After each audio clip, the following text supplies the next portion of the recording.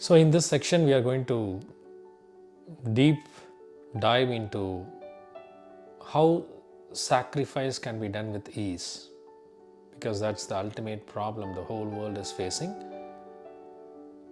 The nature of sacrifice, why one has to do sacrifice, and so on. But before that, let's get our analogy from nature. We can definitely see from nature so many things we can learn from nature. From the sun, like it gives so much of heat and light to the whole world, to the planet, and not only to this planet and so many other planets as well. The earth gives food and nourishment to all the living beings, and similarly water, it gives life, it quenches the thirst, and the air that flows, it gives is the basic life force that draws in oxygen and leaves carbon dioxide in human beings, as it were, which we also call as the prana shakti, the basic life force which sustains life. So all these are coming from nature, and all these, like, we are grabbing it on a day-to-day life.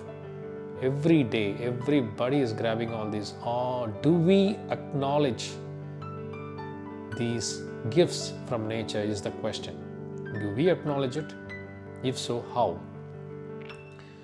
There should be a way to reciprocate any gift. The first form of reciprocation is gratitude. There must be a sense of acknowledgement. There should be a sense of humility when one understands that they are receiving so much from nature, and that eventually will trigger to reciprocate something. So, and the means of it is up to everybody. How much capable you are, to that level you will be able to reciprocate, right? I might be very knowledgeable, so I can reciprocate with my knowledge. I may be a big goldsmith, so I can reciprocate, providing some wealth. So in these terms, like, we will be able to reciprocate. I might be hardworking, so I can work more, right? So there are different forms to reciprocate. It's up to the capability of every other human being. But to reciprocate is what we call a sacrifice.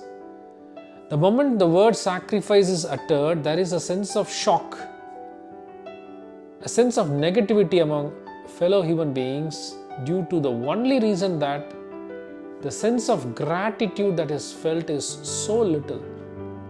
And that much, how you will be able to sacrifice? If you are able to feel the gratitude very little, and so you always fear that you are giving more to the society and you want to limit it.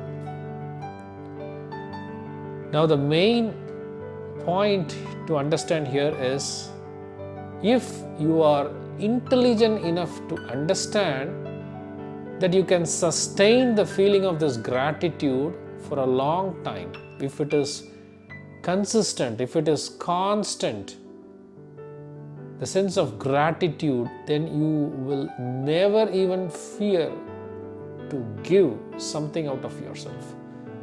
And what you give will also be consistent and constant. And the nature of this kind of sacrifice is huge.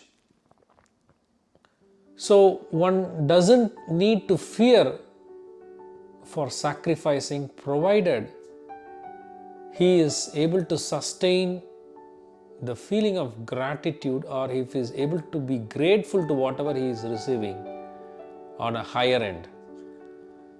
So let's understand that in order to give, in order to sacrifice, the gratefulness within ourselves has to blossom more and more.